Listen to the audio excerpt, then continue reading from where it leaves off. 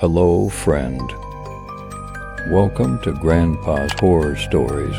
Don't forget to like, subscribe, and comment your own stories.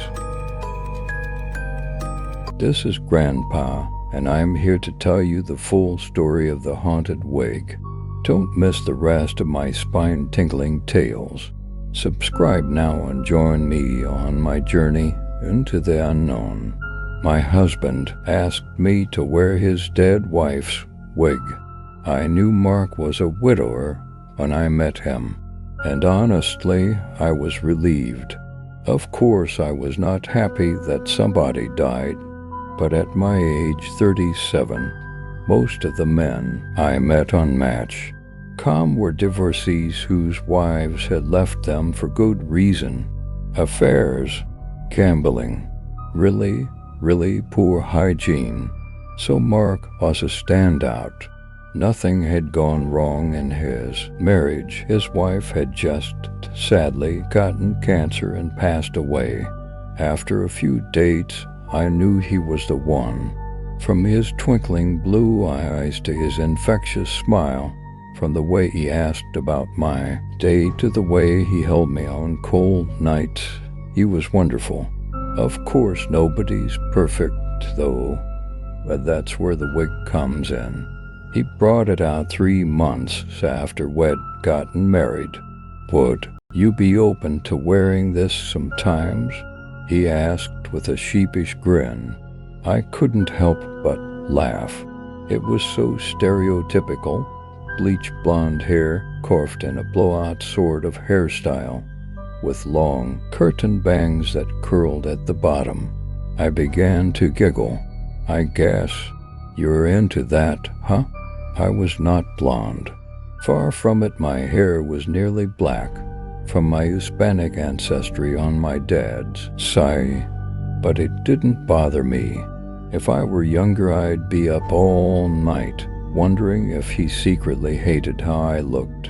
But now I was old enough to know people have fantasies. Hell, maybe I'd ask him to apply a temporary tattoo to his bicep next time. You want me to wear it tonight? I asked in a sultry voice. Maybe. Sounds fun. I reached out to touch the wig. He took a sudden step back, so that it was just out of my reach. Sorry, he said hastily. This is just a really expensive wig. The oil on your hands over time, it'll damage it. That annoyed me. Here I was being super open to whatever fantasy he was going to throw at me, and he was mad that I'd damage it.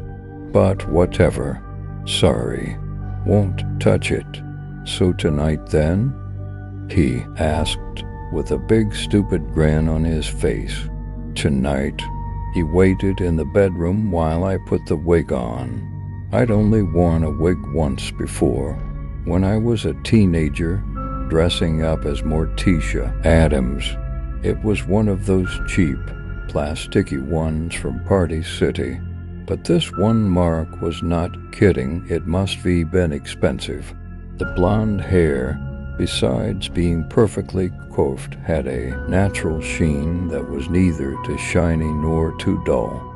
Even though it was a cheap bleach blonde color, there was beautiful variation in the strands. Bright flaxen highlights on top of gold and top. The only part that seemed cheap was the cap or scalp, or whatever you call the thing that the hair attaches to. It was stiff and rough under my fingers, and an ugly mottled tan color. I was not sure how exactly I was supposed to get it attached to my head. Maybe bobby pins. You almost ready? Mark called from the bedroom. Yeah, just a minute. I brought the wig up to my face, careful to touch the hair as little as possible. As soon as I did, I wrinkled my nose. It smelled overly flowery, like someone had doused it in perfume. Where had Mark been storing this thing? After several minutes and 20 bobby pins, I got it on. I hope this doesn't take long. Damn, I know that's a horrible thing to think before having sex. But I didn't like the way it felt on my head. It felt oddly heavy, pulling at my scalp every time I moved. And it was weird having hair brushing my shoulders that was not mine. Okay, I called out. I'm ready now. We made love, and it was incredible. The kind of earth-shattering experience that makes you feel like you left your body, maybe this entire world, for a moment. It bothered me a little, actually. Why was not our sex this good when I was not wearing the wig? Maybe he really was into blondes. I found myself researching Schwarzkopf bleach on my coffee break, even though I was not the type to change myself for a guy. On Saturday afternoon, he asked me to wear it again. I obliged, less enthusiastically this time. And then he asked me something else. I'd just finished dressing, reaching up to take the wig off, and he said behind me, "Don't take it off." I whipped around, my eyes narrowed. "What?" "Sorry, I meant." He paused, as if carefully wording what he was going to say next. "What if you didn't take the wig off right away? What if you wore it for a little longer? You know, cooking dinner, hanging out okay." This was too far. "I'm not going to keep it on." "Why not?" I scowled at him. "For one, it smells, and it's uncomfortable. I don't like it." I could see the look of disappointment on his face. I'll be honest, it hurt. What was wrong with my own hair? If he was so obsessed with blondes, why did he marry me? There were thousands of blonde women out there. Why not marry one of them and forget the wig altogether? Can you just keep it on a little longer? You look so beautiful. He smiled at me. It really just becomes you. I was really annoyed at this point. Like, seriously annoyed. But I was old enough to know that bargaining was a much more effective way to make both of us happy. "I'll wear it if you make dinner, but as soon as we're done eating, I'm taking it off." "Sure." He grinned at me, that stupid, big grin that I was really starting to hate. Over the coming weeks, the wig situation escalated. Almost every weekend, Mark brought it out of the closet, holding it in his hands tenderly, carefully, as if it were a delicate little kitten. "Want to wear the wig?" He'd always ask, as if it were my idea. I didn't want to wear it, but when I did, I noticed Mark did extra things for me. Cooking dinner, doing the dishes, buying me gifts. Slowly I began to just accept it. If wearing the thing got me out of chores, what did I have to lose? And besides, it was not such a big deal. I didn't wear Spanx or push-up bras or lots of makeup. Was a wig really worse than those? I will say, though it was weird how Mark seemed against the idea of me bleaching my hair, I figured that would be a better, more permanent solution, but he was 100% against it. He threw out every reason in the book. It's so expensive, and it takes so much upkeep. You'd have to do the roots every few weeks, and besides, the wig just becomes you. I hated how he said that. The wig becomes you.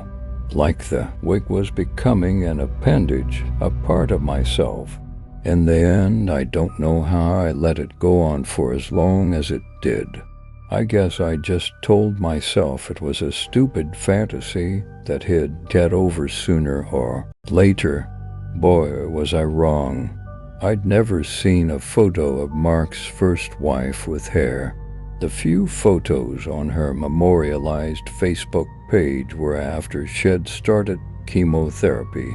She was either wearing a hat or abandoned a never a wig, despite Mark's apparent obsession with them.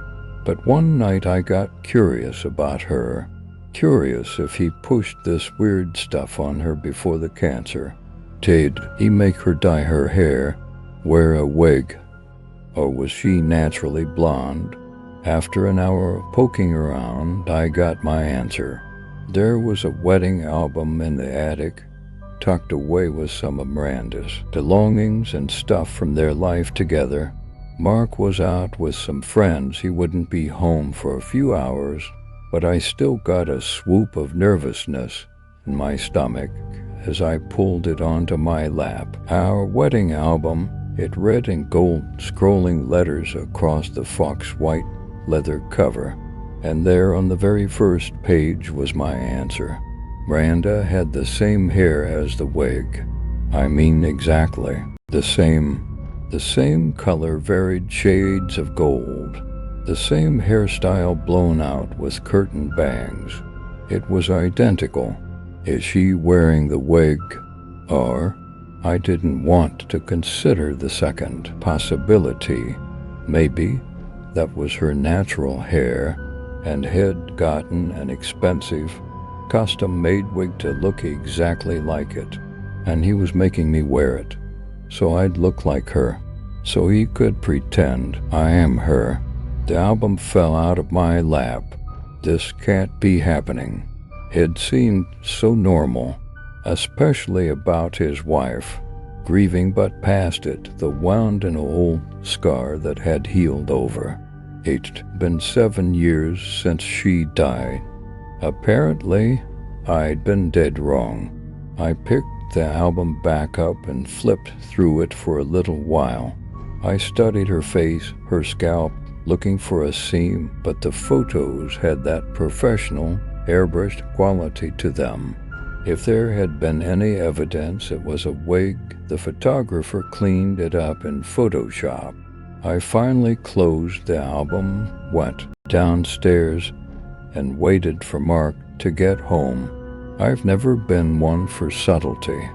By the time he got home, I'd been stewing in my own thoughts for 3 hours. I'd brought the wig down and put it in the middle of the kitchen table. The blonde hair shone in the dim light, hanging limply of the faceless plastic stand. Then I heard the jingle of keys, the click of a lock. His footsteps as he came towards the kitchen. You made me wear that wig so you can pretend I'm Miranda, right? He froze in the doorway. Yeah, that's right. I got you, you son of a bitch. I slammed the album onto the kitchen table and pointed at the first picture. Miranda's hair looks exactly like that wig. His face went white. He opened his mouth and closed it a few times, as if trying to find the words. You don't understand, he finally choked. Oh, I think I understand perfectly well. You're playing some sort of sick game where you're trying to turn me into your dead wife. He swallowed, glanced behind him as if afraid someone was crouching there listening to us. Then he turned back to me, his voice lowered. I only made a wig out of her hair because... Wait. My stomach dropped as I parsed what he was saying. Did you just say a wig out of her hair? It's her fucking hair. He sheepishly nodded. I stared at the thing, my stomach whirling. Golden strands hung limply off the wig holder, draping onto the table. A dead woman's hair. Of course, I should have known. It looked so beautiful, so real. And that hair had been on me, bobby pinned to my head, brushing against my shoulders, my bare shoulders. Fuck, I even pulled one from my nether regions the last time we had sex. I felt sick. I'm leaving, I said quietly, shooting up from the table. I ran up the stairs and grabbed my overnight bag. wildly grabbed clothes off the hanger, stuffed them inside, grabbed my laptop, chargers. His heavy footsteps thumped up the stairs, and then he appeared in the doorway, a hulking shape dimly outlined by the kitchen light spilling upstairs. "Leave me alone," I snapped, shoving my clothes in as fast as I could go. Surprisingly, he didn't reply. No apologies, no pleading with me to stay. I ignored him and continued packing. Reached over and grabbed my AirPods from the bedside table, throwing them in. Then my phone. Strong arms grabbed me from behind. I screamed, but it was no use. He was so strong. And then I felt something touching my head. He was pressing the thick, stiff cap of the wig onto my head as he held me still. I heard his voice whispering something in a strange rhythm in my ear. Then everything went black. My hair is blonde. I'm standing in the bathroom, admiring myself. There is a bloody seam at my scalp, but other than that, I look okay. Mark comes up behind me and wraps his arms around my waist. "I love you so much," he says, kissing me tenderly on the cheek. I forgive him for what he did. I understand everything now. Last night, I got up in the middle of the night and wrote it all out. Everything that happened before today. I had to get it out of my system. It was like a nightmare that kept replaying in my head, even though the bloody seam is evidence that it really did happen. But now it's over. Now I'm who I was truly meant to become. I comb a hand through my blonde hair. Then I turn to him and smile. "I love you, Mark. I love you too, Miranda." A little jab of something in my heart. Sadness? Should I feel sad that he's calling me her name? But I don't feel sad. Not really. I'm happy now. I wrap my arms around him tighter, then pull him into a kiss.